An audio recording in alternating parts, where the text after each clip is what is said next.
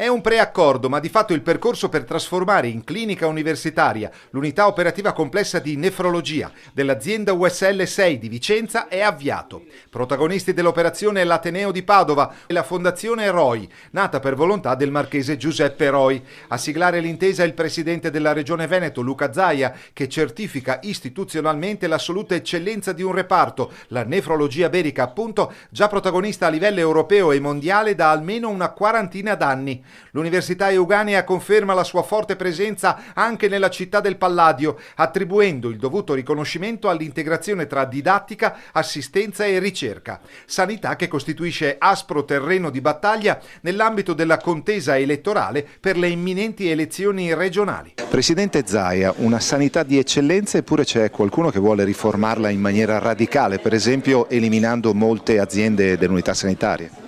L'eliminazione dell'azienda l'ho proposta io nel 2010, è stata bocciata in Consiglio regionale come proposta in maniera bipartisan, peraltro con esponenti della mia parte politica ma anche di sinistra. Ma al di là di questo si è avviato nel frattempo un bel percorso che ci permette di fare una gestione accentrata e che vuol dire pensare alla prima vera azienda zero d'Italia che avrà sotto di sé il controllo degli acquisti e tutto, in maniera tale che poi le aziende sul territorio, che saranno magari una per provincia, avranno semplicemente il ruolo di dare servizi ai cittadini.